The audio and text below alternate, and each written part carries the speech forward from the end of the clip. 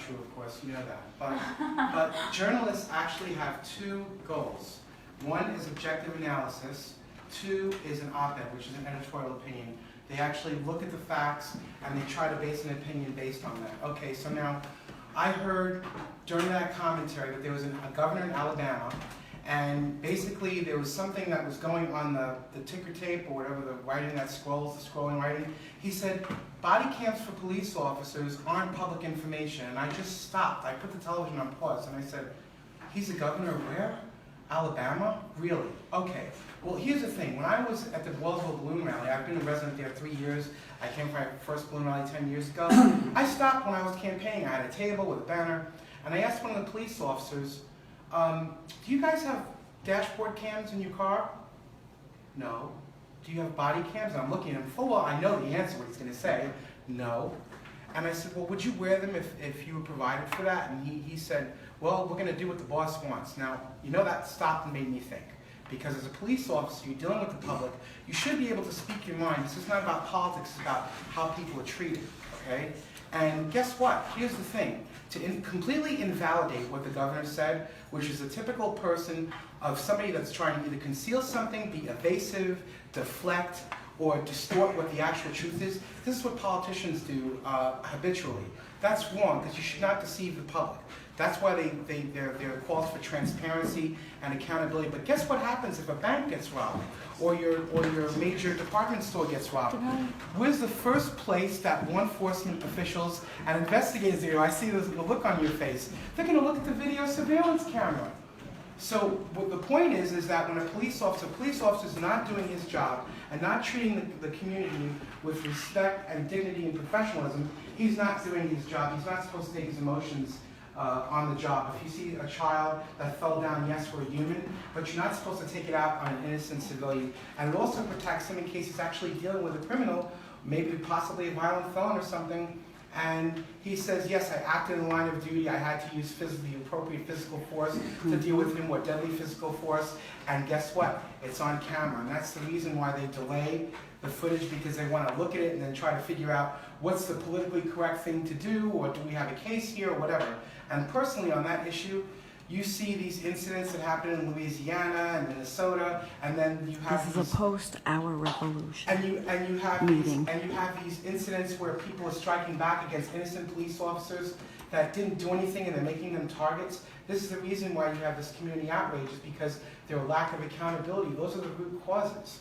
So that's the reason why you have this kind of backlash, and that's the reason why you look at something and you say, is it factually proven? How does it measure up against the law? And that's when you really find out where the issues are, and you stick with the facts, and you don't let people distort them or deflect. And no public official, if you ask him a question and it's a yes or no answer, he's not supposed to tell you no comment.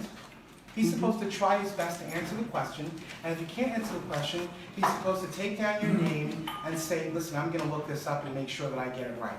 And it shows that he's dedicated. He has a dedication to the community, he has a dedication to the issue, and that he's on the right side. And when I look at Bernie Sanders speak, it's pretty much at a tier above our current presidential candidate. So you guys are on the right track, because we're human beings, and the word injustice doesn't do anybody any well. Thank you. Continue that outside. Yes, sure. Hi, this is Sandy from Real Progressives, and I'm here at a post-Our Revolution meeting, and I would love to know if anybody would like to be interviewed as a post. Chris. Anybody care? Chris, how about you? Would you like to talk to our audience out there? I'd love to ask you some questions. You're so knowledgeable. Oh, Chris, how about you guys? No, not interested. Okay. Well, we did have a very we enjoyed this. Our Revolution meeting was great. And we did have quite a few people local from a small area. We live in a very provincial, small county in the southern tier of Western New York. And the person that was speaking is actually running for a mayor of a small town. And it hasn't been easy for me to get people that want to be interviewed and speak, but there is one gentleman here that I think has a lot to offer, and his name is Chris Stanley. And Chris, would you like to talk to our Real Progressives group out there? This is Chris Stanley. Hi, Chris. How did you feel about tonight's our Revolution meeting? Well, it's nice to know that Bernie hasn't given up, as we know, and lots of supporters, and that we can be in a little town like Angelica, New York, and have a group sitting here to come out and turn out. But I guess I'm excited about the fact that lots of other folks who aren't here tonight have been involved with us in our local rural New York area to think about where do we go from here, and how do we act in an empowered way in our local community to make a difference for Absolutely. the kinds of things that Bernie is concerned about. Well, and given that, what would you say to our Real Progressives out there that want to start what we're starting, that want to get involved? Give us your educated opinion. Well, I'll say what I just said a few minutes ago in our meeting, excuse me, which is that while it's wonderful to be working on these national political issues that we really care about, and I do care about those things. I've been active in working for a number of congressional candidates and lobbying national officials and things like that. There's still a kind of a peculiar contradiction in what's being presented to us tonight, because in the end what they're wanting us to do is still has a certain top-down flavor to it. It's saying, come join our organization and we'll tell you what to do and what issues matter and how we work on them. And what we're considering locally is more the question of how do we empower ourselves to make a difference in our own community? So some of the possible issues, we're just beginning to get started and have these conversations. Things like local slumlords who don't maintain, don't live up to building code, and people living in unsanitary and unsafe conditions. Or what do we know about the way that police handle minorities in our community, or the mentally ill, and how the systems are or are not working? Or we live in an area where there are migrant workers in the summer in some of the communities around here. And what do we know about the way they're treated? And so a lot of room for us simply to do some research and say, what is being done to people on the bottom? I work at a local soup kitchen regularly, and last weekend I had just something as simple as having the head of our local city council in Olean, New York, to come and sit down and meet with the people there, the guests, the poor people who are being served food there. And I got them started with saying, what are the issues and the problems? What could the government or local officials do to make your life better? An hour later, this conversation was still going on. And Wow, that's awesome. Actively taking notes and talking with people about individual issues and saying, okay, and as it turns out, most of them are in his ward also. And so, I think that as a result, something as simple as getting an elected official together with the voiceless people in our community, there's going to be changes made. There are going to be issues addressed. And this is the grassroots. Right.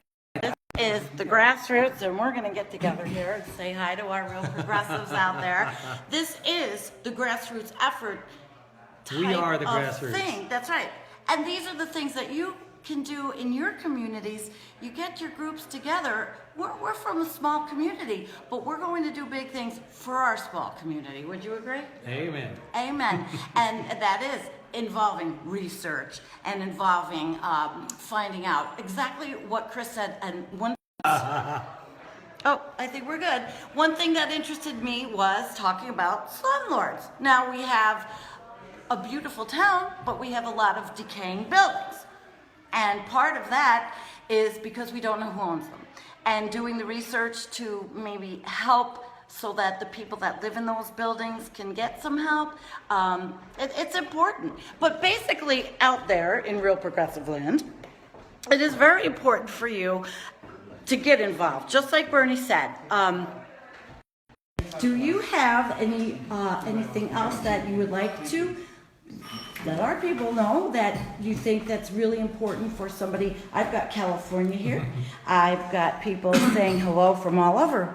I'll say one last thing. I've been Okay. involved off and on in various kinds of political movements over the years. You have. And something I know I've that. noticed is that when there's a big buildup to something, like this election or like the invasion of Iraq or whatever, what typically happens is a lot of people are disappointed and give up. And so I'd like to encourage people to not give up, to not allow the disappointment to define them, but rather to say, we're part of a movement, we're part of a grassroots. It takes time to bring change, it takes work to bring change.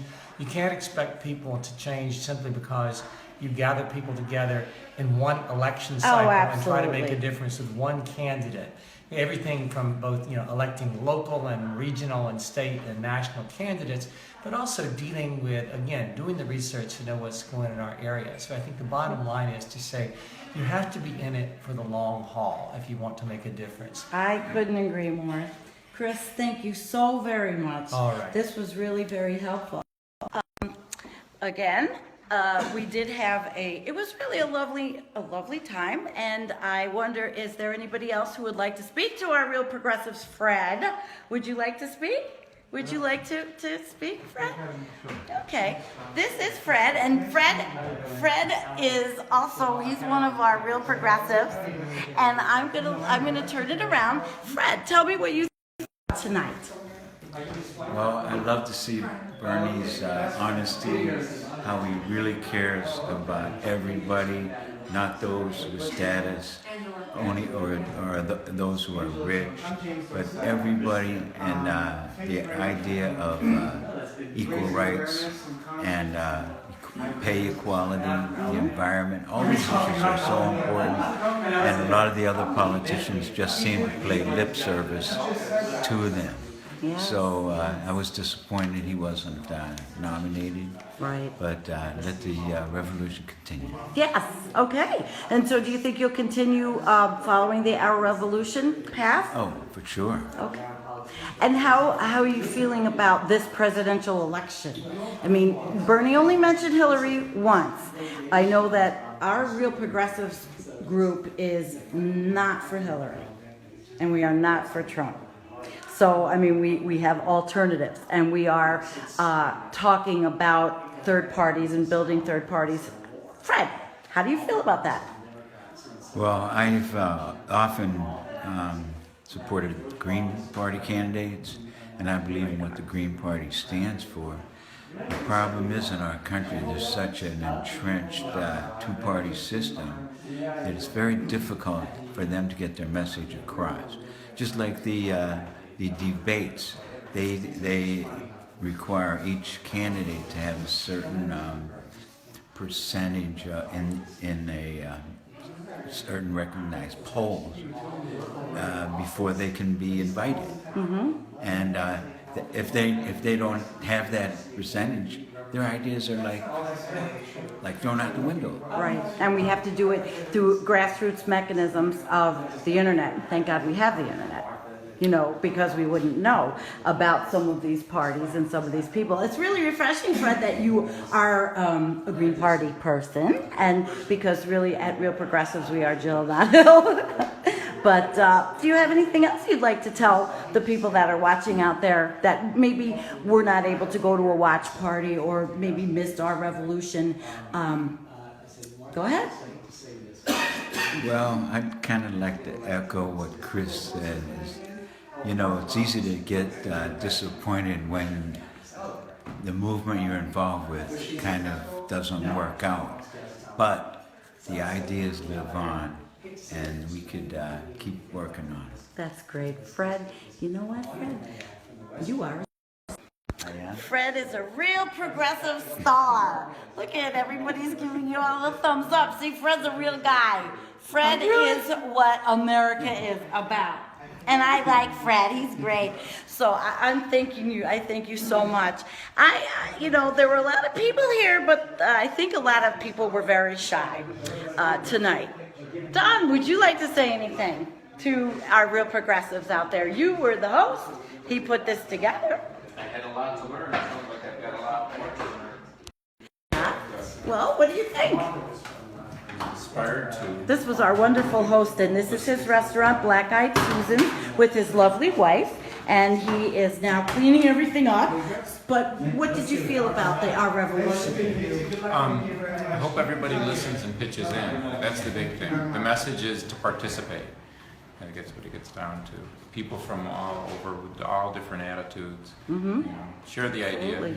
Social justice, political justice, racial justice. Who could say it any better?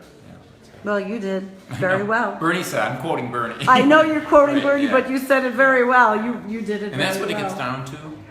And I was impressed about the support for very, very, very small local races, school board elections. You know, Yeah. Our revolution would take, because that's where it starts. It does. It does. Well, thank you so much. Lots to learn. Thank you so much. Thanks. I am going to walk around and see if anybody else that might be left would like to speak. But I will tell you, this really was a nice group. A local, small town group with big minds, people that have lots of ideas. The restaurant was lovely. And is there anyone that would like to participate? Karen, are you around? I would love to introduce you to Karen, who is the hostess with the mostest. Karen? My Karen? Karen, would you like to come and speak to the Real Progressives? No? Okay. Karen actually wasn't feeling very well, but I have one more person who is actually here that is running for a local office who I would like to get a little interview with when he's not busy. And he's an interesting fellow. And I know that he may interest you, actually. So we'll give it a second. Do you have a minute? He did. He did. Would you like to be on Real Progressives? I would love to ask you some questions. Sure, no problem. Okay. Now, why did you come tonight to So I didn't mean to run away from Yes. the camera. Now, this is Real Progressives. We are an internet group, and we are very, very progressive. And tell us about you. Was born and raised in New York City at a time during the Civil Rights era, and I spent most of my life there. I had two grandparents that I cared for very much. They're both ill, so I was from there, basically too. I was basically a home health care provider for a good amount. I wouldn't call it a sacrifice, because when you do something that you love and you know that it's coming from your heart and your conscience, it's not a sacrifice. It's just a labor of love. And they basically taught me a lot about humanity. And as I grew older, I knew that I wanted to make a difference. So I became a law enforcement officer. I served briefly in the military. I don't even have so much as a parking ticket. So I've always tried, and if I was an antique, I would probably be worth something. No, stop. 50 years old. Tell what I want to know is, you're running for office. It's a The mayor local of office. Roseville. Yes, a mayoral office. Mayoral But candidate. I wanted to know, tell us out in Real Progressive Land about your feelings about Bernie Sanders. And then a little bit about your background to flip everybody out. That's a loaded question. Well, Bernie Sanders basically, I think, is more in touch with what people really want and need. There's like something like a saying about needs, wants, and desires, and I think there's a song that says you don't always get what you need, or get what you want, but you get what Rolling you need. Stones. Rolling Stones, Can't right. always get what you want. Bernie Sanders is more articulate than I am. But I think he's looking at grassroots issues. He's looking at things both on a national level and a community. He says things like it takes a village to raise a child. Well, that was Hillary Clinton. That was Hillary Clinton? Yeah. Okay, but it's still... He does not, but go ahead. But it does. And, well, you know what? I mean, I think the community should really stick together, and that's where our strengths lie. It's not about being divisive. There are two presidential candidates. One has an ethic issue, one has a discrimination issue, so amongst other things. Bernie Sanders, I I don't think you should be taking that much controversy into the Oval Office, and Bernie Sanders was a civil rights leader going back into the 60s. He knew, he was ahead of his time, he knew that representing people that had ethnic challenges and economic challenges and challenges within their community, and not having issues with the local government, whether it's the police or public officials. I mean, the slavery was abolished over 100 years ago, and in the civil rights era, we're still seeing practices of people being mistreated. And one of the things that I do, I'm a human being first, and I'm also a United States citizen.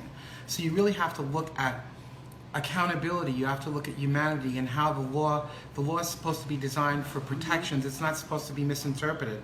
And politicians, you know, if they have misconduct issues, if they have issues about their professional level of conduct and fairness, that creates problems for people that they're actually supposed to represent. We shouldn't have to fight people that should be fighting for us. Right. So we also, the irony is we pay their salaries, and you should be able to sit down and have a cup of coffee with someone and discuss something, either a representative or the candidate if it's possible. I mean, sometimes mathematically it's just not possible. There's so many people. But when you look at the sorry about my eye. When you look at the total picture of the national picture of 325 million people, and you're picking one person to be the influence of that, the bar is set extremely high. So you shouldn't have that much candidacy. I do have a question for you. Controversy. Are you familiar with the Green Party? Yes, I am. Are Somewhat familiar. you familiar with Jill Stein of the Green Party? Somewhat. She has taken over for Bernie for a lot of progressives, and our movement is very firmly behind Jill Stein, but we're getting the word out. What do you think about third-party runs and the future? From the independent position? Yes, because Okay. you haven't told our people exactly what your background as far as your political persuasion is. Okay, so You're an interesting progressive. yeah, I actually belong to the Republican Party, but I'm running as an independent. But I don't think this is a party issue. I think that one of the major flaws in our system is that if there's too much finger pointing and blaming, and it's like asking for directions, and they went that way. So this has been going on for too long. I mean, the Democrats are at fault, the Republicans are at fault. Guess what?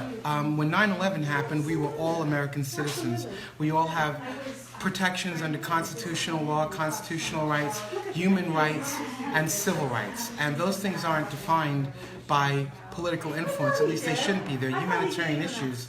And by the way, the word politics is not in the United States Constitution. So I think that when you look about something about accountability, and you measure a person's behavior, whether it's your neighbor, if you look at a police officer and say he's doing a good job, I want to go up to be a police officer, or a fireman, or even a politician, a person holding public office, it's a great responsibility, and you should be able to sit down and talk to people. We put a man on the moon, and it's amazing how our current political system can't afford the opportunity for even extremely opposing positions to sit down and speak with one another. If we put a man on the moon and people can't agree on humanitarian issues, I think it's a shame, and it sets us back. And it's just not right for the average American person when we all have so many things in common. Right? I think it's a really good idea when you go home to look at the Green Party platform. You might be really surprised. I do have some reading to do. Yes, but you really might be surprised because at the similarities and the comparisons. well, you have progressive views, and which surprised me as a Republican, and like you said, it shouldn't But be I'm not about big the on parties, labels. right? I'm not big on And that labels, I really respect that, and I think that our out there in real progressive land, I do think that we feel the same way, and so you're talking to a group of very open-minded, balanced thinkers. Yes. And who are not happy with the two-party system at all. But after all, you know something? Listen, if you see a snake and the snake sheds its skin, I don't know if this is a good analogy, but really speaking, I mean, I'm warming up now, okay? Basically, I don't have that much time left. I know. I don't cut off. If you strip away the political label, you know what you really have left? People and the issues that impact them and affect them. And if we hide behind labels of political party, identification or identifiers, it kind of dilutes what the issue is and what's the point of raising an issue if we're not at the same table of discussion trying to find solutions. And beneath people is humanity. If you're doing a family tree and you take away politics, it's people and issues. Underneath people is humanity, underneath issues is accountability. And if you apply that across the board, we have to find a solution that works for everybody, no matter what it takes. Do you know one of our people, Jeff Edwards out there, he just says, do you know that you're green? I could be. I mean, you know, I think that people from each party need to be able to sit down and be willing to listen to each other. It's just the fact that we can sit down and have a civil discussion and not take it out through violence. That's one of the real things, anything that's going to be divisive, because any thought starts with words, and then it escalates, and then you see this eruption of horrible violence on TV. So, you know, that's not what I call progressive at all. I think that human life is not, it's not expendable. And it's precious, and we should listen to each other, and we do this one community at a time. And I think that there should be some cohesion between candidates willing to sit down, not unwilling to distort issues or be evasive or deflective or have a pile of no comment answers, because that doesn't solve anything and it's not right. I mean, you're cheating the American people. It's like being scanned for your vote, being scanned to take taxes, and then don't make any complaints, and we'll play this game again in 4 years. That is completely wrong. And if you measure what's going on in today's politics, that's what you see. Right. That we're not supposed to say anything. I disagree. Bernie is actually getting people to speak up. He's shook the cage, and he's making people aware. It's about raising awareness and fairness. There's nothing to sell here. Humanity doesn't need a salesman. Right. Well, I'm telling you, I really think that if you take a look at the Green Party, you might be surprised. And, you know, a lot of people say that it's difficult, it'll never happen. But you know what? If you keep saying that and people don't take the leap and make the vote, we'll never change. That's true. We'll never change. That's true. Well, I have to say thank you very much, Thank and you for let's sharing get time. this. Thank you, and say your name one more time. James Dorsett. And who you're running for? I'm running for mayor for the Village of Wellsville. Thank you so very much. Real progressives. A little tired. He's a little tired, but it's been a long night, but it was a very interesting night. How are you? Were you? Would you like to be interviewed? Oh, she's your campaign assistant. Okay, that's great. Well, Real Progressives, this has been a very interesting night. I wasn't able to get a group interview because people, I think, are shy, or they just really didn't know what Real Progressives was. But I want to tell you guys, our revolution was a very interesting watch. I love seeing Bernie again. It made a lot of us feel very emotional. I don't know how our revolution is going to mix and meld with the brand new Congress or the Progressive Independence Party. We have to see. But right now where I'm at is at the local level, and I have talked to you guys before about this, about the grassroots efforts that I'm involved in, and believe me, there'll be more to come. So from Real Progressive Land and from the Western New York Southern Tier, I want to say goodnight. Bye, guys.